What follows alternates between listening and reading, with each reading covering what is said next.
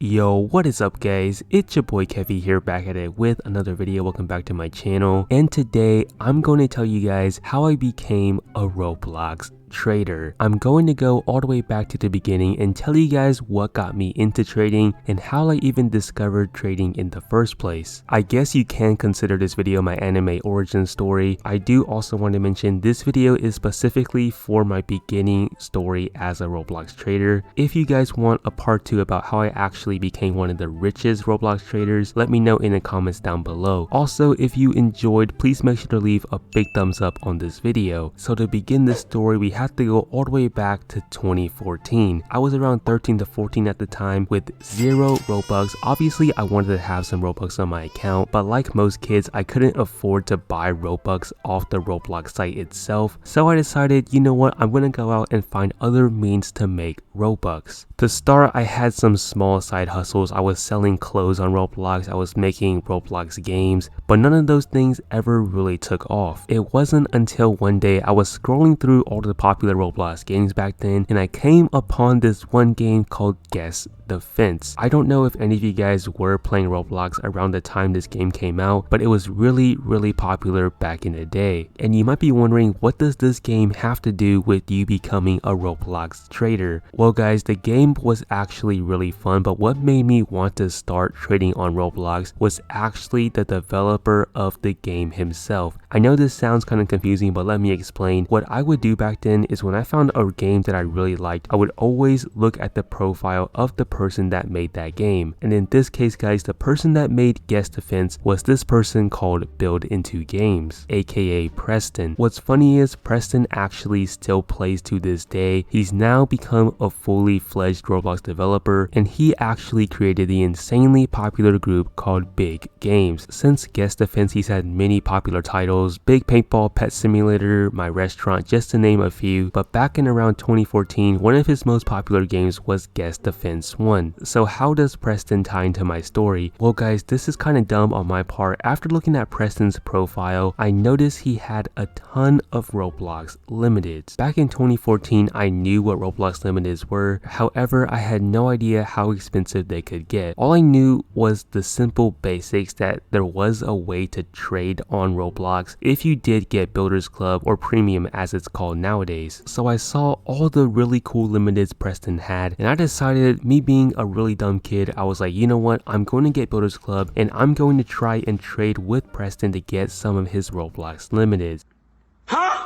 The hat I wanted specifically was this one item known as the Emerald Clawed One. Back in 2014, Preston had multiple copies of this item. He had around 5 or 6, and I thought it looked really cool. So in my head, my thought process was, I'm going to get Builders Club and I'm going to trade with Preston, and he's going to donate me one of his Emerald Clawed Ones because he has so many. Stupid. And guys, that's actually where my trading journey began. Around a week later, I bought Builders Club with the full intention to trade with Preston, thinking that he was going to actually give me one of his Emerald Clawed Ones. Well guys, I think what happened was either Preston's trades were turned off, or I sent him the actual trade and he just declined or never responded. So I never ended up getting donated any of Preston's limiteds, but he was the one who indirectly prompted me to start trading on Roblox. Sometimes I still think to myself, if I had not found Preston's profile that day, if I had not looked through his inventory, would I have actually become a Roblox trader? Questions like those will always be left unanswered, but it's actually kind of crazy. What if one pivotal moment in your life never even happened? So I'm really glad I went onto his profile that day, looked through his limiteds, and had the dumb idea that he would actually be willing to donate me one of his items. Now at the time, I actually did have a few limited items. I bought the Steampunk Robin Hood off the Roblox catalog, and I also had a few Roblox event items that went limited. So with my limited value totaling under 1,000 Robux, I started my journey inside of the Roblox trading world. And from there guys, I had no idea what I was doing or what I was getting myself into. The first discovery I made was to actually trade and make profit. There was a really cool game you could join called Trade Hangout. I don't know how I stumbled stumbled upon this game. Maybe I just looked up trading inside the Roblox search engine, but guys, luckily I was able to find Trade Hangout and jumpstart my trading career. Now this story is not full of rainbows and butterflies. There were many wrong turns that I took, many bad things happened, but many good things happened as well. What I want to say is when I first started trading on Roblox, I had no idea